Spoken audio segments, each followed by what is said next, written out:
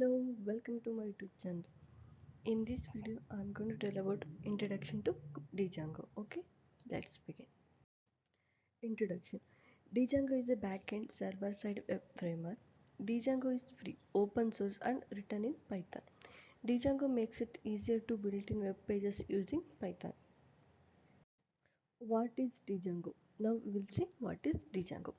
Django is a Python framework that makes easier to create websites using Python. Django takes care of the difficult steps so that you can concentrate on building web page application. Django emphasizes reusability of components, also refers to a DRY, don't repeat yourself, and come with ready to use feature like login system, database connection, and CRUD operation like create, read, update, delete. Okay, this is what is Django. Okay, now we will see how does Django work. Django follows the MET design pattern model view template. Okay, model the data you want to present, usually data from the database. Okay, view a request handler that returns the relevant template and content based on the request from the user. Template a text file like HTML file containing the layout of the web page within logic on how to display the data. Now we'll see some important components of Django. First one is model. The model provides the data from the database. In Django, the data is delivered an object relational mapping ORM, which is technique designed to make it easier to work with databases. The most common way to extract data from the data is SQL. Okay. One problem with SQL is that you have to pretty good understanding the database structure to be able to work with it. Django with ORM makes it easier to communicate with the database without having a write complex SQL statements. That model usually located in the file called model.py. Okay. Later on we will learn more about practical. There I will give some practical examples. Then you can understand clearly about what is model. Okay.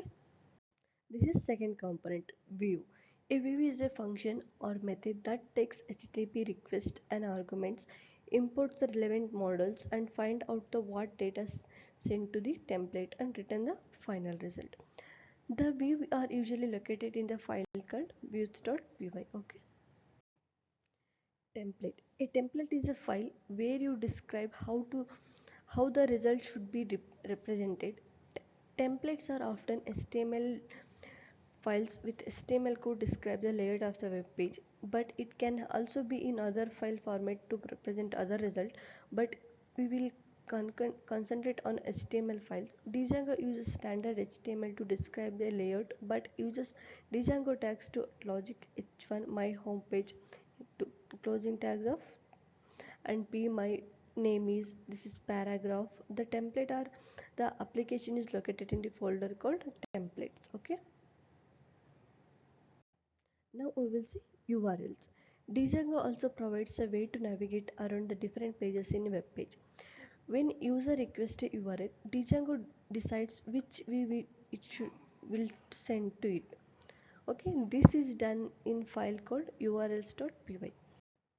Now we will see overview of how Django works. Means overview of what is going on. Okay, when you install a Django and create your first web application and the browser requests a URL. This is basically what happens when browser requests a URL. What will happen? Now we'll see what will happen. Okay.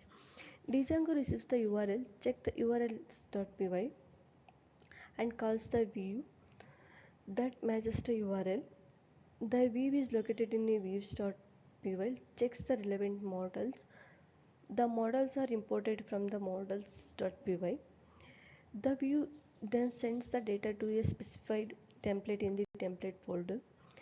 The template contains the HTML and Django tags, and with the data, it returns the finished HTML content back to the browser. Django can do lot more than this, but this is basically what you will learn in Python Python Django course, and what are the basic steps in a simple application in Django. Okay.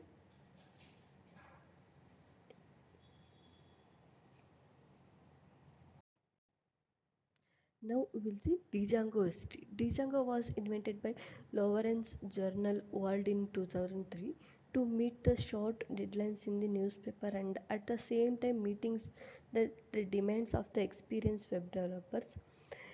Initial release of the public was July 2005. Latest version of Django is 4.0.3. In March 2022, it's released. Okay, this is all about Django history. Thank you for watching. Please subscribe, share. If you have any queries, please comment below. And if you want to learn web development and what is Django, you want to learn about Django, please please follow and subscribe, share. Thank you.